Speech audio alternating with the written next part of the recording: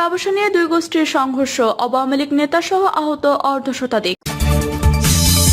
এদিকে নোয়াখালীতে আগুনে পুড়ল 17 জুয়েলার্স সহ 25 দোকান। জানাবো উপজেলা নির্বাচন ভোটে বিএনপির অনেকে অনড়, কেউ দোলাচলে। আরো জানাবো চারদিকে এত খাই খাই মনে হয় মানচিত্র খেয়ে ফেলবে, বললেন শামীম ওসমান। এবং সর্বশেষ জানাবো ভারতের পণ্য বর্জন আন্দোলন চলবে, বললেন ফারুক। শুনছিলেন সংবাদ শিরোনাম, এবারে বিস্তারিত। ইন্টারনেট ব্যবসা নিয়ে দুই গোষ্ঠীর সংঘর্ষ, আওয়ামী লীগ নেতা সহ আহত অর্ধশতাধিক। হবিগঞ্জের শায়েস্তাগঞ্জ উপজেলায় এক আওয়ামী লীগ নেতার সঙ্গে ইন্টারনেট ব্যবসায়ীর কথা কাটাকাটি নিয়ে দুই গোষ্ঠীতে সংঘর্ষ হয়েছে। সোমবার সকাল 10টা থেকে উপজেলার নূরপুর ইউনিয়নের পুরা সন্ধ্যা গ্রামে এ সংঘর্ষের ঘটনা ঘটে। এর আগের দিন সন্ধ্যায় নূরপুর ইউনিয়ন আওয়ামী লীগ সভাপতি ইসহাক আলী সেবন ও ইন্টারনেট ব্যবসায়ী জুনায়েদ তালুকদারের মাঝে কথা কাটাকাটি হয়েছিল। এ তথ্য নিশ্চিত করে শায়েস্তাগঞ্জ থানার ভারপ্রাপ্ত কর্মকর্তা মোবারক হোসেন ভুইয়া জানান, আগের দিনের ঝগড়া নিয়ে দুই গোষ্ঠীর সংঘর্ষে জড়িয়ে যায়। পরে পুলিশ ঘটনাস্থলে গিয়ে পরিস্থিতি শান্ত করেছে। সংঘর্ষ চলাকালে উভয় পক্ষ একে অন্যের উপর ইট পাটকেল ও বিভিন্ন রকম দেশীয় অস্ত্র নিয়ে হামলা চালায়। এতে প্রায় 50 জন আহত হয়েছেন। তাদের হবিগঞ্জ 250 শয্যা জেলা সদর হাসপাতাল সহ বিভিন্ন হাসপাতালে ভর্তি ও চিকিৎসা দেওয়া হয়েছে। নোয়াখালীতে আগুনে পুড়ল 17 জুয়েলার্স সহ 25 দোকান। নোয়াখালীর চৌমোহনী বাজারে ভয়াবহ অগ্নিকাণ্ডের ঘটনা ঘটেছে। এতে 17টি জুয়েলারি, 7টি কাপড়, একটি মণিহারি দোকান সহ 25টি দোকান পুড়ে ছাই হয়ে গেছে। পরে ফায়ার সার্ভিসের 7টি ইউনিট 5.5 ঘন্টা চেষ্টা চালিয়ে আগুন নিয়ন্ত্রণে আনে। স্থানীয় সূত্রে জানা যায়, রাত 8টার দিকে চৌমোহনী বাজারের বাদমতলা রোডের মসজিদ মার্কেটের ফোনচা হুঁশিয়ারি নামক পাইকারি কাপড়ের দোকানে প্রথমে আগুনের সূত্রপাত হয়। মুহূর্তের মধ্যে আগুন চারদিকে ছড়িয়ে পড়লে 25টি দোকান পুড়ে ছাই হয়ে যায়। ঘটনার পরপরই ফায়ার সার্ভিস ঘটনাস্থলে পৌঁছালো। পানি সংকট ও ঘনবসতি ও ঘন ঘন দোকান থাকায় আগুন নিয়ন্ত্রণে বিঘ্ন ঘটে। নোয়াখালী ফায়ার সার্ভিসের সহকারী পরিচালক ফরিদ আহমেদ বলেন, যতটুকু জানা যায় ধারণা করা হচ্ছে বৈদ্যুতিক শর্ট সার্কিটে আগুনের সূত্রপাত হয়। বাজারে পানির সংকুলান না থাকায় বাহির থেকে পানি এনে প্রায় 5.5 ঘন্টা চেষ্টা চালিয়ে ফায়ার সার্ভিসের 7টি আগুন নিয়ন্ত্রণে আনতে সক্ষম হয়। বেগমগঞ্জ উপজেলা নির্বাহী অফিসার আরিফুর রহমান ঘটনার পরপরই ঘটনাস্থল পরিদর্শন করেন। উপজেলা নির্বাচন ভোটে বিএনপির অনেকে অনড়, কেউ দোলাচলে। বিএনপি নির্বাচন বর্জনের ঘোষণা দিলেও দলীয় নেতাদের যারা মনোনয়নপত্র জমা দিয়েছেন তাদের অনেকেই ভোটে থাকার বিষয়ে অনড় রয়েছেন। কেন্দ্রীয় নির্দেশনা পাওয়ার পর কয়েকজন মনোনয়নপত্র প্রত্যাহার করেছেন, কেউ কেউ আছেন দ্বিধাদ্বন্দ্বে। তবে কেন্দ্রীয় বিএনপির দায়িত্বশীল নেতারা মনে করছেন দলীয় পদে আছেন এমন প্রার্থীরা মনোনয়নপত্র প্রত্যাহার করে নেবেন। দলের কেন্দ্রীয় দপ্তর বিভাগের তথ্য মতে উপজেলা পরিষদ নির্বাচনে চেয়ারম্যান পদে অংশ নিতে বিএনপির অন্তত 49 জন নেতা মনোনয়নপত্র জমা দিয়েছিলেন। তাদের মধ্যে গত 2 দিনে বেশ কয়েকজন মনোনয়নপত্র প্রত্যাহার করে নিয়েছেন।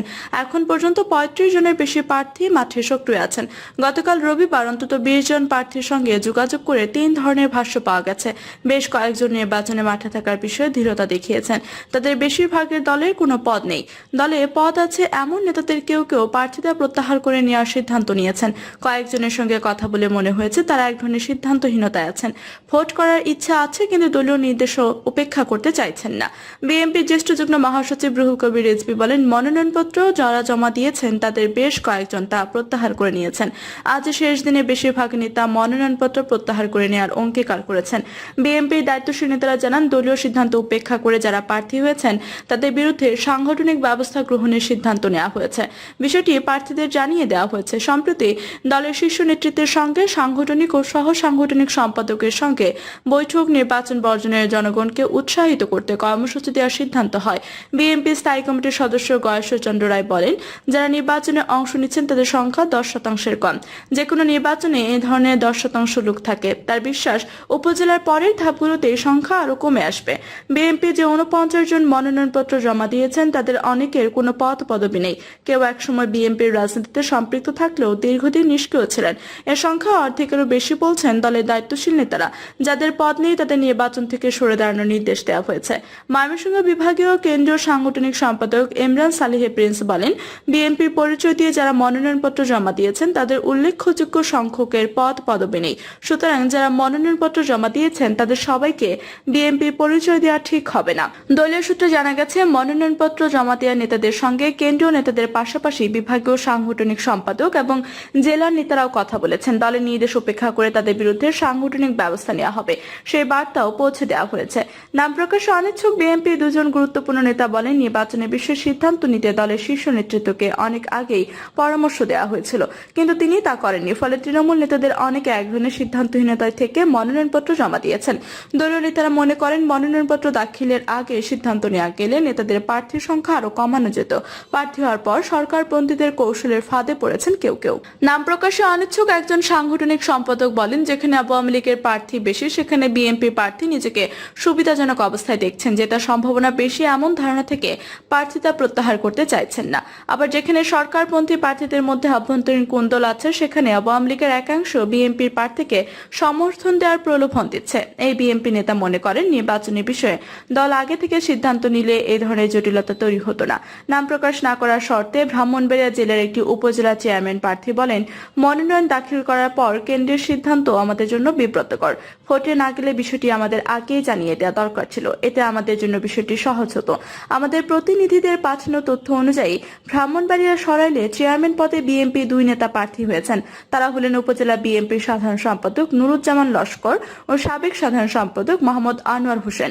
জেলার নাসিরনগর উপজেলা থেকেও একজন বিএনপি নেতা প্রার্থী হয়েছেন, তিনি হলেন উপজেলা বিএনপির সাবেক সহসভাপতি মোহাম্মদ ওমরাও খান। বিএনপি নেতা ওমরাও খান বলেন, দলে এখন আমার কোনো পদ নেই, আমি ভোটে লড়ব। সরাইল উপজেলা বিএনপি নেতা মোহাম্মদ নুরুজ্জামান লস্কর বলেন, কেন্দ্রীয় নির্দেশনা অনুযায়ী আমি নির্বাচন থেকে সরে দাঁড়াবো।